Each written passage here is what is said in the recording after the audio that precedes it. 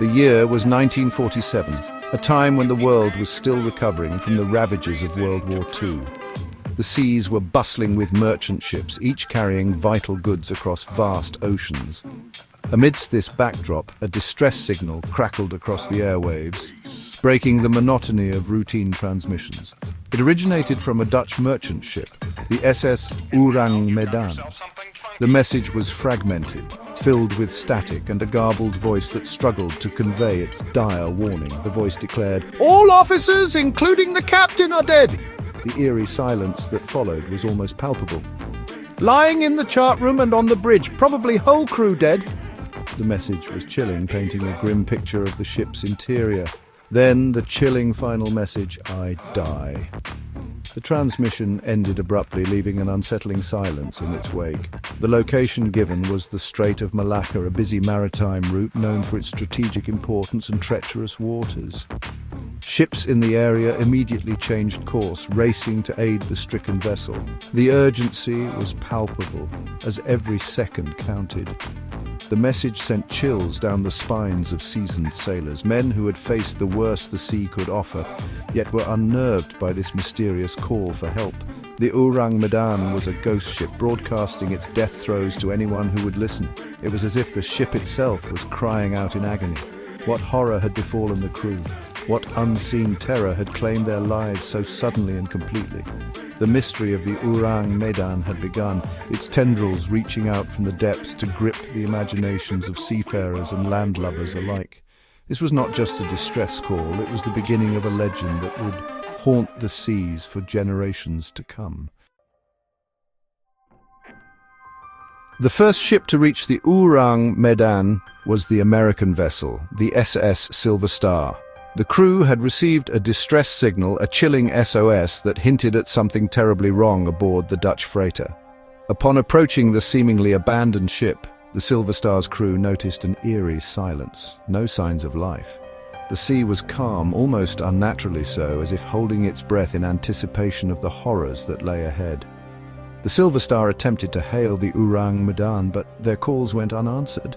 The radio crackled with static, and the only response was an unsettling silence that seemed to echo the dread building among the crew. A boarding party was assembled, their hearts pounding with a mixture of hope and dread. They were determined to uncover the mystery, yet fearful of what they might find. What they found would be forever seared into their memories. The sight that greeted them was beyond their worst nightmares. The boarding party stepped onto the deck of the Ourang Medan. The air was thick with an unexplainable sense of dread, and the silence was deafening. It was like stepping into a nightmare. The ship was eerily still, as if frozen in time. The decks were littered with the bodies of the Dutch crew.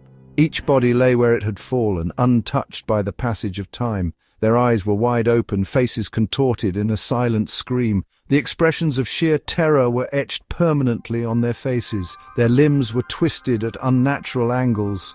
It was as if they had been frozen in the throes of some unimaginable agony. Even the ship's dog, a normally docile creature, was found dead, its teeth bared in a silent snarl.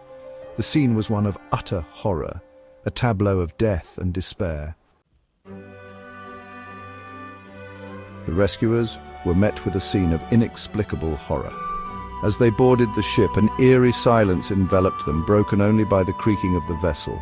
The bodies of the crew, seemingly untouched by violence, were frozen in postures of agony. It was as if they had been struck down by an invisible force, their final moments captured in a grotesque tableau. Their eyes were wide with terror, mouths agape as if gasping for a final breath. The sheer terror etched on their faces was haunting, a silent scream that echoed through the empty ship. The expressions on their faces spoke of unimaginable fear, a fear that transcended the realm of the living. It was a fear that seemed to have reached into their very souls, freezing them in their final moments. The ship's doctor, part of the boarding party, was baffled. He had never seen anything like it in all his years at sea. There were no visible injuries, no signs of disease. The bodies bore no marks of struggle or violence, leaving the doctor and the rescuers utterly perplexed. The bodies were cold to the touch, their skin an unnatural, deathly pale. It was as if life had been drained from them in an instant, leaving behind only a chilling stillness. It was as if they'd been flash frozen in a single, terrifying moment. The scene was surreal, like something out of a nightmare. The cause of death, a chilling enigma. The rescuers were left with more questions than answers, haunted by the eerie fate of the crew.